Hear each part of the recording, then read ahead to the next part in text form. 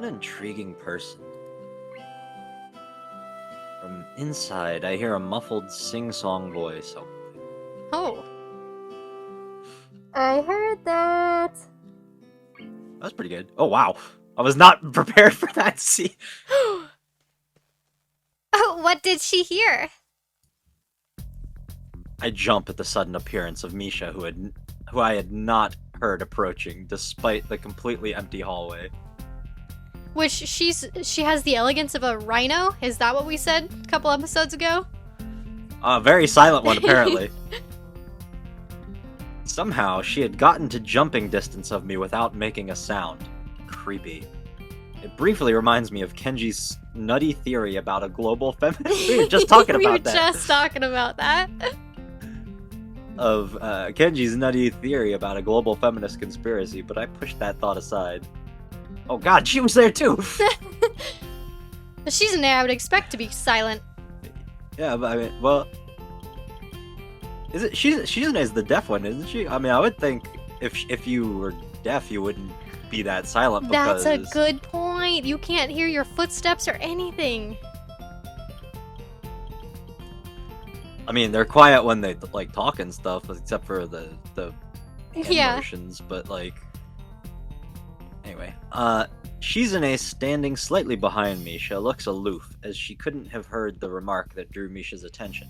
But Misha is visibly excited. No, wait. More importantly, who's in there?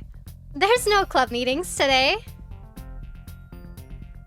She tries to curiously peek past me, even though the door prevents her from seeing anyway. What are you doing here? You took so long that we had to come check what's wrong. That's no good, Hee-chan. She wags her finger at me scoldingly. I found plywood, but everything else is still missing because you are tardy. I forgot we were looking for stuff. Oh, sorry. I got the things here. I was just going to bring them. I think you were up to some mischief, Hee-chan. Who was in there with you, I wonder? Misha signs something quickly to Shizune, pointing at her own ear a couple of times. Shizune immediately pushes her way past me and opens the door into the classroom I just left. I can only imagine the shock she is experiencing. With Shizune's diligence and attitude, the insolence of daring to deface school property by sleeping on top of it must be too much to bear. And indeed, she stares at Rin, frozen in place, apart from the slight but noticeable trembling of her shoulders from suppressed rage, I'm sure. Feels like a bit of an overreaction. I guess Rin is kind of the polar opposite of Shizune. I guess. Instead of blowing up, Shizune just takes a few deep breaths, adjusts her glasses, and slams the door shut, turning to sign furiously at Misha. You know, they would have a really hard time communicating, I guess. Yeah. Maybe she did blow up, but I can't understand it. She shoots a very loaded stare at me, too, as if it was somehow my fault that Rin was sleeping on one of the tables. What is the etiquette in Japan about being alone with one person of the opposite sex? Is that frowned upon? I mean... I don't know, they do it all the time in anime. Oh, that's a good point, yeah. I hope she's not getting any funny ideas about the reason of my tardiness. Hello. Rin's voice comes from the other side of the door, and it takes a few eye blinks to realize she might have trouble opening it. Oh. On account of How'd she get in there? I open the door to find Rin directly behind it, looking at us with a half-interested, half-sleepy face. Hello.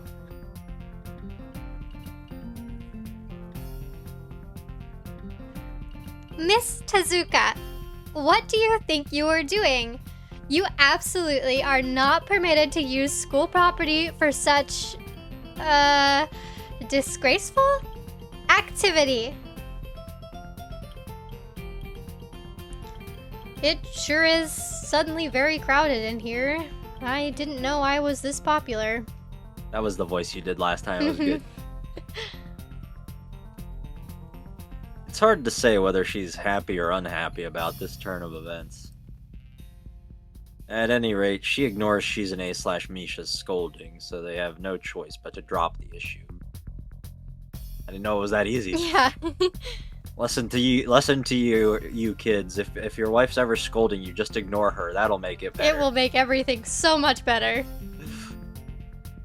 Shizune taps Misha's shoulder, points at Rin, and makes some quick signs. Popularity aside, please don't do that anymore.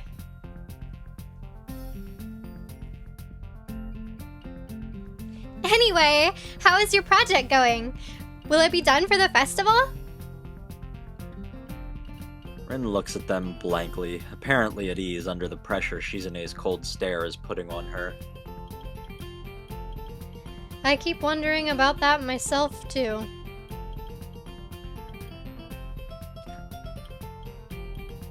And we'll think about it harder. Shizune is just not vibing with this girl. Look at her.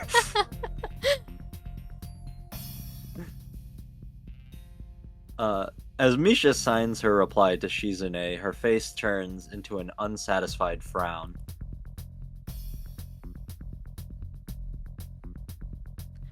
Miss Tezuka, please try to take this seriously. It'll be a disaster if the wall looks like someone threw up their lunch onto it. What? What was she doing? I thought she was just sleeping. Rin nods assertively. We'll think more seriously. Misha actually giggles at that, but Shizune doesn't. Not even after translation. She just shakes her head, takes the materials from me, and takes off with Misha in tow. Rin frowns thoughtfully as she looks after the retreating student council duo. That face! How rude. It's true, though. I must finish my project before the weekend. There will be dire consequences if I don't. The end of the world as we know it. Like weekends usually are, but more dire. It's weird because I feel fine. Much more dire. Maybe I'll postpone my nap to an unforeseen future.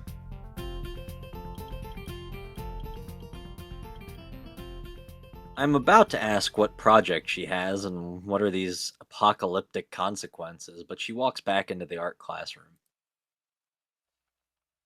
Since you have nothing to do, would you give me a hand? Oh no, she wants to steal our hands. On account of her having none. Oh. That's the joke. This paint can doesn't fit into my bag, but I need it. She kicks lightly at a huge can of paint that's lying on the floor next to the table she was sitting and sleeping on. It lets out a dull clang. Being the gentleman I am, I naturally pick it up. Heavy. Yeah, sure. Where do you need to take it? Away. And with that, she takes off to the hallway, me and the paint can following, since there's little choice for either of us. The hallway is quiet and empty now, with Shizune and Misha gone, those noisy brats.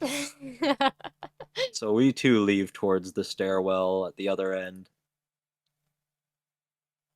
It's weird, because like whenever they show up, that's when the music comes, so whenever they leave, it's just all quiet. Mm-hmm. It's like he knows.